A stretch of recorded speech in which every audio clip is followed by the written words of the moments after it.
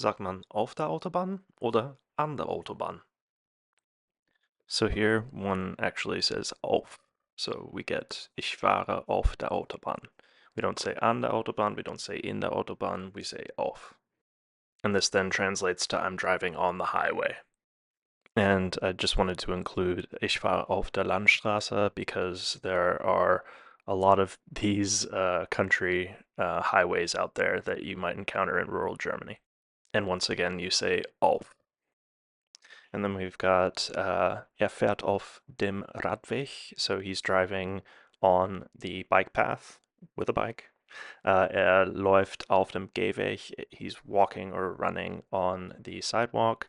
And then läuft auf dem Bahnsteig, he's walking or running on the platform. In all of these instances, we're focused on the wo, on the where, but we're not really focused on the wohin, the where to, the fact that there's motion going on. If we want to emphasize that, we do something a little different. In this case, we use the word entlang, which functions pretty much like along in English. In German, however, it's a postposition, so it comes after the thing that it's modifying. So the entlang is modifying den Radweg, but yes, it comes after.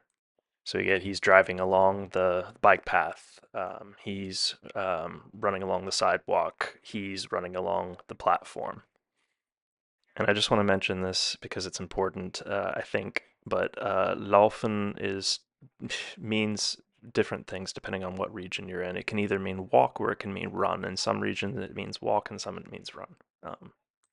And so we have this example, Sonntags fährt leider kein Bus, wir müssen also laufen or gehen. Yeah. So Sundays, a bus doesn't drive, literally. We have to thus, do this, laufen or gehen. And you can see for the most part, Germany says laufen for this, going leisurely by foot. Whereas Austria and a good part of Bavaria say gehen. And for them, laufen is actually to run. Okay, well, you cannot say ich fahre an der Autobahn. You can say ich wohne an der Autobahn. And in this case, it's going to mean that you're right next to it. Think of those subdivisions off the side of the freeway. That would be a case where you could say ich wohne an der Autobahn.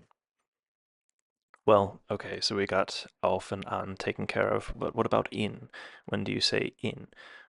We generally say in whenever we're talking about something in which we're enclosed.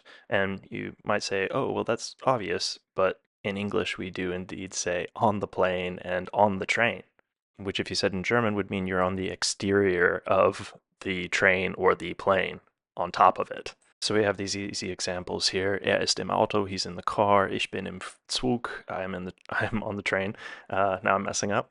Sie ist im Flugzeug, she's on the plane, and sie ist in der U-Bahn or the S-Bahn. She's in the subway or the overground train. And if you wanted to be a little bit more Austrian about it, you could just substitute some of those nouns. So we could have ist im Wagen or sie ist im Flieger. I tended to hear more Austrian people say Flieger than Flugzeug. Could be a regional thing where I was, but I think it's more common. So we say auf whenever we're referring to some sort of surface area, and also in situations where there's movement on that surface.